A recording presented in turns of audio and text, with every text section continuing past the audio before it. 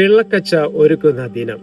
യോഹന്നാൻ ശ്ലീഹായുടെ 1-ാം ലേഖനം 1-ാം അധ്യായം 9-ാം വാക്യം ഇപ്രകാരം പറയുന്നു: നാം പാപങ്ങൾ ഏറ്റുപറയുന്നെങ്കിൽ അവൻ വിശ്വസ്തനും നീതിമാനുമാകയാൽ പാപങ്ങൾ ക്ഷമിക്കുകയും എല്ലാ അനീതികളിൽ നിന്ന് നമ്മെ ശുദ്ധീകരിക്കുകയും ചെയ്യും. ഈശോയിൽ പ്രിയപ്പെട്ടവരെ, ക്രിസ്തുമസിന് മുന്നിലെ ഈ വിശുദ്ധ സന്ധ്യയിൽ നാം നിൽക്കുന്നത് ഹൃദയം പൂർണ്ണമായി ഒരുക്കേണ്ട ഏറ്റവും നിർണായകമായ നിമിഷത്തിലാണ്. പുൽക്കൂട് തയ്യാറായി, നക്ഷത്രം തെളിഞ്ഞു. ഇനി ഉണ്ണിയേശുവിനെ കിടത്താൻ ഹൃദയത്തിലെ പിള്ളക്കച്ച ശുദ്ധമാക്കേണ്ട സമയം ഇതാണ്. പുറമൊരുക്കങ്ങളെല്ലാം പൂർത്തിയായപ്പോൾ ദൈവം ഏറ്റവും അധികം നോക്കുന്നത് നമ്മുടെ ഉള്ളിലേക്കാണ്. അവിടെ സ്നേഹത്തിനും സമാധാനത്തിനും ഇടമുണ്ടോ എന്നതിലേക്ക്.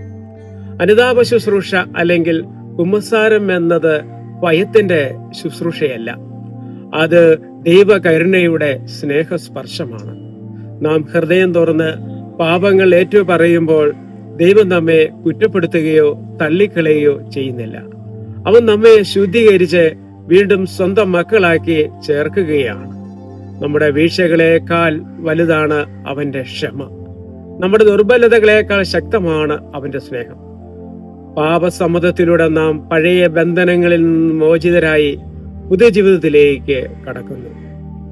കുറ്റബോധവും ഭാരവും വിട്ടൊഴിഞ്ഞ ഹൃദയത്തിലാണ് ഉണ്ണിയേശു സന്തോഷത്തോടെ വസിക്കാൻ ആഗ്രഹിക്കുന്നത്. അതിനാൽ ഈ ക്രിസ്തുമസ് രാത്രിയിൽ ശുദ്ധവും വിനീതവുമായ ഹൃദയത്തോടെ, സമാധാനത്തിന്റെ ഉറപ്പോടെ നമുക്ക് ഉണ്ണീശോയെ സ്വീകരിക്കാം. അപ്പോൾ നമ്മുടെ ജീവിതം തന്നെയാകും യേശുവിന് ഏറ്റവും മനോഹരമായ പിള്ളക്കച്ച. കഴിഞ്ഞ 23 ദിവസങ്ങളായി അൾത്താരബാലന്മാർ നമ്മെ ഓർമ്മിപ്പിച്ച ഓരോ സന്ദേശവും ഇതിലേക്കാണ് നയിച്ചത്. ഇന്ന് രാത്രി മുതൽ നമ്മുടെ ഹൃദയം യേശുവിനെ വരവേൽക്കാൻ പൂർണ്ണമായി തയ്യാറാകണം.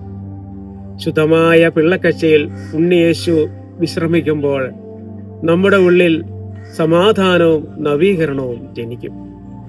ഈ ആത്മീയ ഒരുക്കയാത്രയെ പ്രാർത്ഥനയോടെയും അർപ്പണബോധത്തോടെയും നയിച്ച അൾത്താര ബാലന്മാർക്കും ഹൃദയപൂർവ്വം പങ്കെടുത്ത ഓരോ വിശ്വാസികൾക്കും ക്രിസ്മസിന്റെ മംഗളങ്ങളോടൊപ്പം നന്ദിയും അറിയിക്കുന്നു. നമുക്കെല്ലാവർക്കും ഒരുമിച്ച് ശുദ്ധമായ മനസ്സോടെ സന്തോഷത്തോടെ നമ്മുടെ ഉണ്ണിയേശുവിനെ സ്വീകരിക്കാം. ദൈവം നമ്മെ സമൃദ്ധമായി അനുഗ്രഹിക്കട്ടെ. ആമേൻ.